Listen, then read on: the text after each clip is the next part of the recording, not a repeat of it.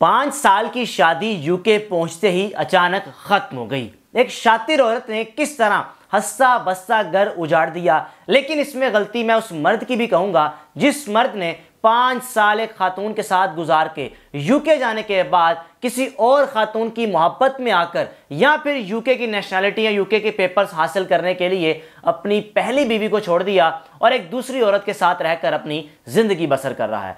वो खवातीन या वो मर्द हजरात जो यूके में रहते हैं वो इस वीडियो को देखने के बाद यकीनी तौर पर मेरे साथ इत्तेफाक करेंगे और कहेंगे कि ऐसे वाकयात या ऐसी स्टोरीज यूके में बेशुमार हैं। हर दूसरे शख्स से आपको ऐसी स्टोरी सुनने को मिल सकती है। यूके की नेशनैलिटी हासिल करने के पीछे लोग किस तरह अपना ईमान गवा देते हैं, किस तरह अपने हंसते बसते घर को भी खत्म करने से पहले एक मर्तबा भी नहीं सोचते कि हम अपनी पहली बीवी को छोड़ रहे हैं सिर्फ पेपर्स की खातिर। जनाब अली एक ईशा नामी खातून जिसने अपनी स्टोरी फेसबुक पर शेयर की और उसने कहा कि काइंडली आप मेरी स्टोरी को लोगों तक पहुंचाइएगा कि ऐसे ऐसे वाकयात भी यहां पर होते हैं। ईशा और अदनान जिनकी शादी 5 साल पहले हुई, शादी के बाद 1 से 2 साल इन दोनों मियाँ बीवी ने पाकिस्तान में गुजारे। फिर उसके बाद जो ईशा है, ईशा के वालिद ने पैसे खर्च करके एक तो अपने दामाद को यूके भेजा, अपनी बेटी को भेजा, तकरीबन लगभग 1 से 1.5 करोड़ रुपया लगाकर ईशा और अदनान यूके गए। अब यूके जाने के बाद ईशा और अदनान इन दोनों ने पढ़ाई करनी थी, यानी पाकिस्तान से स्टडी वीज़े पर गए। ईशा का अपना अलग वीज़ा था और अदनान का अलग वीज़ा था। ऐसा नहीं था कि ईशा ने अदनान को स्पाउस वीज़ा पर बुलाया हो या फिर अदनान ने ईशा को स्पाउस वीज़े पर अपने पास बुलाया हो। अब जनाब वहाँ जाकर इन दोनों मियाँ बीवी ने अपनी पढ़ाई का भी आगाज़ किया और साथ ही साथ जॉब शुरू कर दी। यानी स्टूडेंट वीज़े पर रहते हुए सिर्फ आप 5 घंटे जॉब कर सकते हैं और दोनों मियाँ बीवी की 2-2 साल की एजुकेशन थी। फिर उसके बाद वर्क परमिट हासिल करना था वहां पर रहने के लिए और साथ ही साथ 8, 10, 12 या अपनी मर्जी से जब तक चाहे मेहनत मुशक्कत करने के लिए। अब जनाब 1.5 से 2 साल तो मामला बिल्कुल ठीक रहे क्योंकि ईशा भी स्टडी कर रही थी, अदनान भी स्टडी कर रहा था, दोनों मिलकर कमा रहे थे। अब जब स्टडी मुकम्मल हुई और पढ़ाई मुकम्मल करने के बाद अल्लाह ताला ने ईशा को एक फूल जैसी बेटी से नवाजा। स्टडी कंप्लीट होने के बाद ईशा और अदनान इन दोनों ने मिलकर फुल टाइम जॉब हासिल करने की कोशिश की कि किसी ना किसी तरीके से हमें फुल टाइम जॉब मिल जाए और अपनी ज़िंदगी खुशहाल तरीके से अच्छे तरीके से गुजार सकें। ईशा अपनी कोशिश कर रही थी, दिन रात बार बार जॉब देखना, ऑनलाइन जॉब देखना। अदनान तो कोशिश कर ही रहा था लेकिन ईशा शायद अदनान से ज़्यादा कोशिश कर रही थी कि मेरे शौहर की जॉब लग जाए क्योंकि यहाँ पर रहने के लिए पैसा इंतहाई ज़रूरी है। ना यहाँ पर कोई रिश्तेदार, ना कोई जानने वाला, ना कोई ऐसा शख्स जो आपको चंद पैसे दे दे कि आप ज़िंदगी बसर कर ले, ऐसा बिल्कुल भी नहीं है। अब जनाब ईशा ने करते करते अपनी जॉब तो ढूंढ ली लेकिन ईशा सबसे इंपॉर्टेंट चीज़ अपने खावंद के साथ इतनी लॉयल थी कि बेटी पैदा होने के बाद भी जॉब करती रही। ऐसा नहीं कहा कि मैं बेटी को घर संभालती हूँ आप जॉब पर जाएं, नहीं, क्योंकि ईशा को मालूम था कि यूके में रहने के लिए दोनों मियाँ बीवी के लिए जॉब इंतहाई ज़रूरी होगी। अब जनाब ईशा जॉब भी कर रही है, साथ अपनी बेटी को भी लेकर चल रही है। दूसरी जानिब अदनान ने भी कोई हल्की पुल्की जॉब देख ली किसी रेस्टोरेंट में 7 से 8 घंटे के लिए। अब उस रेस्टोरेंट में रहते हुए अदनान का सामना एक ऐसी खातून से हुआ जो थी तो पाकिस्तानी लेकिन डाइवोर्स थी। उसके पास नेशनैलिटी थी, पासपोर्ट होल्डर थी और उस खातून को उसके खावंद ने तलाक दी हुई थी लेकिन इस खातून के पास नेशनैलिटी थी, ये वहाँ की शहरी थी। अब जनाब इस खातून का सामना अदनान के साथ हुआ। अदनान जब रेस्टोरेंट में जॉब कर रहा था, अदनान दिखने में खूबसूरत है, प्यारा नौजवान लड़का है और उस खातून की अदनान के साथ एक ऐसी अच्छी अंडरस्टैंडिंग हो गई। खातून ने अक्सर औकात उस रेस्टोरेंट में आना, खाना खाना और अदनान ने वहाँ बैठकर इस खातून के साथ कई घंटे गपशप भी लगानी। लेकिन अदनान ने इस खातून के साथ ये झूठ बोला हुआ था कि मैं मैरिड हूँ और मेरी बीवी भी यहाँ पर मेरे साथ रहती है, मेरी एक बेटी भी है। तकरीबन 1 साल अदनान और उस खातून में एक इतनी अच्छी दोस्ती हो गई, एक इतना अच्छा ताल्लुक बन गया कि उस खातून ने अदनान को कहा कि मैं तुम्हारे साथ शादी कर लेती हूँ, मेरे पास नेशनैलिटी भी है, तुम्हें भी जल्द मेरी वजह से नेशनैलिटी मिल जाएगी। लेकिन दूसरी जानिब ईशा जो अपने खावंद के साथ इतनी लॉयल थी कि सारा दिन उसने भी जॉब करनी। अदनान बेशक जॉब कर रहा था लेकिन ईशा को अदनान से ज़्यादा अच्छी जॉब मिली थी, जिस बात पर अदनान कभी कभार जेलस भी होता था। आपस में मियाँ बीवी में एक जेलसी आ गई कि भाई अच्छी जॉब करती है, उठना बैठना इसका अच्छा है, मैं एक वेटर के तौर पर जॉब कर रहा हूँ, उसको जॉब नहीं मिल रही, उसके अपने नसीब, ईशा के अपने नसीब।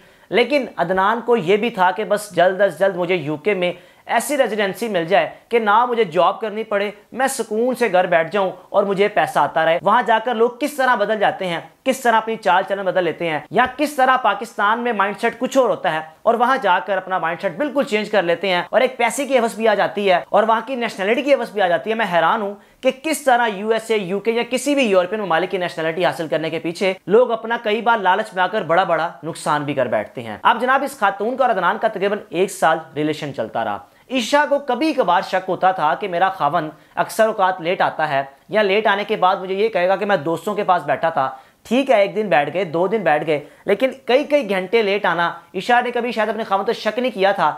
लेकिन जब 1 साल बाद ईशा को अचानक इस बात का पता चला कि मेरा खावन एक और खातून के साथ इन्वॉल्व है और मेरा खावन उस खातून के पास अपनी जॉब से फ्री होने के बाद वक्त गुजारता है। अब जनाब, ईशा को जब 1 साल बाद इस बात का पता चला तो ईशा ने बजाय अपने खावन के साथ लड़ाई करने के, झगड़ा करने के, उससे कहा कि थोड़ा सा ख्याल करो या थोड़ी सी शर्म करो, तुम्हारी बेटी भी है, मैं दिन रात जॉब कर रही हूँ, तुम भी जॉब कर रहे हो, दोबारा किसी खातून के साथ रिलेशन में आना या उसके साथ ताल्लुक कायम करना ये कहाँ की इंसानियत है। हम पाकिस्तान सबको छोड़कर आए हैं सिर्फ इसलिए कि यहाँ पर एक अच्छी जिंदगी गुजार सके, लेकिन साथ साथ यहाँ की नेशनलिटी भी हासिल कर सकें। लेकिन तुमने कौन सा रास्ता इख्तियार कर लिया है। जनाब, ईशा के बकौल 1 साल बाद जब मैंने इसको पकड़ा, फिर उसके बाद अदनान कुछ अरसे के लिए टाइम से घर आ जाना या अपनी रूटीन को बेहतर कर लिया था। लेकिन शायद अदनान के दिल से उस खातून की मोहब्बत या उस खातून के दिल से अदनान की मोहब्बत जो कि खत्म होने का नाम नहीं ले रही थी। बेटी भी माशाल्लाह साल, 1.5 साल, 2 साल की हो चुकी थी कि अदनान अपनी उन नीच हरकतों से बाज नहीं आ रहा था।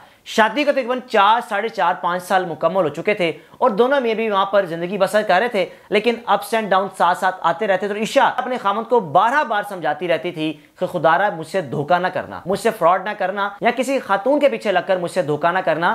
कुछ वक्त गुजारेंगे, बाकायदगी से यहाँ की गवर्नमेंट को टैक्स देंगे, हमें नेशनलिटी मिल जाएगी, जिंदगी में सुकून, अमन, चैन सब आ जाएगा और उसके बाद पाकिस्तान से भी अगर हम किसी को बुलाना चाहें हमारे लिए आसानी होगी। अब जनाब, अदनान जिसने ना तो अपनी चाल बदली ना उसने चलन बदले, यानी अपनी बीवी को तो दिखाता रहा कि मैं तुम्हारे साथ ठीक हूं, अब मैं जो माजी में करता रहा हूं ऐसा बिल्कुल भी नहीं है, अब मैं सिर्फ तुम्हारे साथ लॉयल हूं। लेकिन अदनान के दिल में ये चीज खत्म होने का नाम नहीं ले रही थी कि मैं रेस्टोरेंट में एक वेटर के तौर पर जॉब करता हूं, बीवी मेरी एक अच्छी जगह पर जॉब करती है और अदनान को कई बार कोशिशें करने के बाद अच्छी जॉब भी नहीं मिल रही थी, लेकिन बीवी एक अच्छी जॉब कर रही थी और माहाना अच्छे पैसे यानी कि लाखों रुपए पाकिस्तानी कमा रही थी। 4.5 पौने 5 साल जब शादी को हो चुके थे, अपनी बीवी को लेकर पाकिस्तान आया। पाकिस्तान आकर अपनी बीवी को उसके घर भेजा, अपनी बीवी को बताया ही नहीं कि मैं यूके जा रहा हूं, यानी छुप छुपा कर अपनी बीवी को यह कहा कि मैं जरा एक काम के सिलसिले में शहर से बाहर जा रहा हूं, 3-4 दिन में वापिस आ जाऊंगा। अब जनाब 3-4 दिन गुजरे, अदनान साहब वापिस ही नहीं आ रहे।